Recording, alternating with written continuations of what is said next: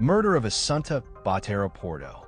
Asunta Basterra Porto was a 12-year-old girl who had been adopted from China as a child.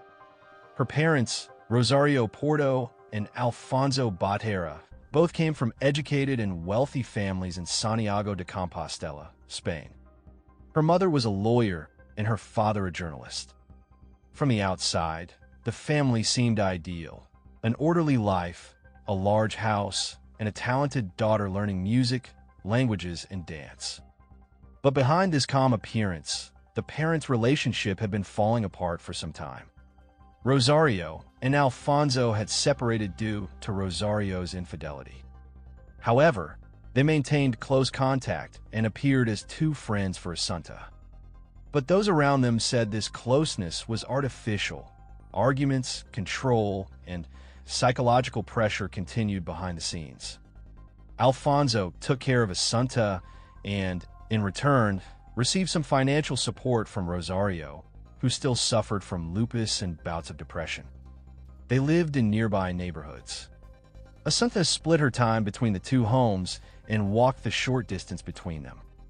On June 26th, Rosario was hospitalized in the neurology department at Clínica Santiago due to worsening illness, including dizziness, unsteady walking, and drooping eyelids.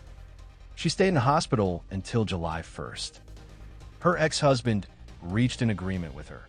He would take care of her and their daughter on the condition that she end her relationship with her lover. She agreed. Asunta's parents first reported her missing at 10:17 p.m. on Saturday, September 21st, 2013. They had had lunch at her father's house that afternoon. Asunta was seen on a bank security camera at 2 p.m. heading to her father's house and at 5:21 p.m. returning to her mother's apartment. Porto was seen leaving the house at 5:28 p.m. Rosario. Porto told investigators that she had left the house around 7 p.m., leaving Asunta home alone to do her homework. She said she had gone alone to the family's country house in Teo, about 20 minutes outside Santiago, and returned to her apartment at 9:30 p.m., finding Asunta missing. Porto said she had contacted Alfonso and many friends, but none had seen her. Asunta's body was found in the early hours of September 22, 2013, around 1:00 a.m. on a small mountain road in San Simón de Outs, in the municipality of Teo, only 5 kilometers from Rosario Porto's country house in Montudo, also in Teo, by 2 young men who called emergency services. The scene was strange. The girl was lying on the ground, her clothes almost neat, with no signs of struggle or superficial wounds. The only unusual detail was an orange rope and her calm but bruised face. Investigators later found security camera footage of Porto and Asunta at a gas station on the way to Teo at 6:20 p.m., contradicting Porto's story that she had left the house that afternoon. After being shown this footage, Porto changed her story, claiming that she had taken Asunta briefly to the country house, but returned her quickly because Asunta wanted to do her homework. Porto said she then went shopping for a ballet item for Asunta, but realized she had left her wallet in Teo and returned to the country house. She claimed she went to a gas station afterward, but did not fill the tank because she didn't have her discount card. Police checked 33 security cameras around Santiago and found no footage of Porto's car on any of the roads she claimed to have driven that afternoon. Investigators concluded that Porto and Asunta arrived at their Teo home shortly after 6:00 p.m., and Porto left around 9:00 p.m. shortly. Afterward, Porto and investigators went to the country house, where she was told not to touch anything, as it might be a crime scene. Porto said she needed to use the restroom. An officer followed her upstairs and found her attempting to retrieve items from a trash bin in the bedroom. The bin contained a piece of the same type of orange rope used to tie Asunta's hands and feet. Forensic scientists could not determine whether this piece was from the same rope used in the murder. Autopsy showed she had been sedated with a large amount of lorazepam and then suffocated. She had been heavily drowsy before death. Toxicology tests showed the dose in her body was very high, and she had also been given it periodically before the day of the murder. Interestingly, months before her death, Asunta had repeatedly told friends that her mother gave her drugs that made her sleepy. For 3 days, the parents were held in adjacent cells in the civil guard, where all their conversations were recorded without their consent by court order. Later, the Provincial Court of La Coruña invalidated these recordings and banned their use in court.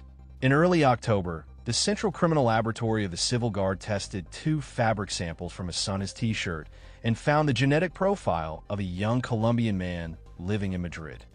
He had been accused of sexually assaulting a minor at a party, but was later acquitted. A condom containing traces of his semen was found in the same lab and cold room as Asunta's t-shirt. The young man had a solid alibi, as he had dinner in Madrid that night with his girlfriend, her sister, and a friend, and they posted photos on Facebook. Porto's defenders tried to shift suspicion toward this third man. Spanish television channels later aired the first recordings of Asunta's parents in pretrial detention. Actors reproduced the words of the detainees.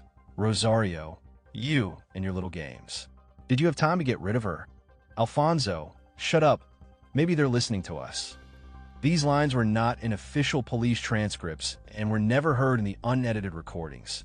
They were fabricated but were widely repeated by the Spanish media for years. Police ultimately declared the evidence undeniable. The drug found in the house was the same as that in Asunta's body. No outsiders were seen at the location. Cameras showed that the mother had returned via the same route used to transport the body. The jury concluded that the father was probably in the car too. There was no camera footage of the rear of the Mercedes, so his presence could not be excluded. On March 16, 2016, the Supreme Court of Galicia rejected the parents' appeals and confirmed the 18-year prison sentence, although it accepted that Rosario had strangled her daughter. On November 22nd, the Supreme Court of Spain also rejected the defense's appeals and stated that there was no evidence of Alfonso's presence in the house where the murder allegedly took place. However, he was convicted because he participated on an equal level with Rosario Porto in actions essential to the commission of the criminal act, and that without his involvement, the tragic outcome could not have occurred. Rosario Porto later suffered several psychological crises in prison and ultimately, in 2020, ended her life by hanging herself from a window using a sheet belt. Asunta Basterra is still serving his sentence.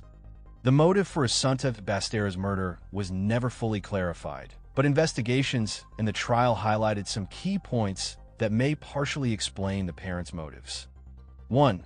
Mother's personal and psychological issues. Rosario Porto had a history of psychological problems and depression.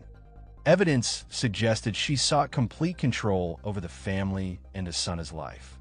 Some analyses say extreme emotions and psychological pressure drove her to a catastrophic action. 2. Rosario's extramarital affair. To facilitate easier movement and access between homes.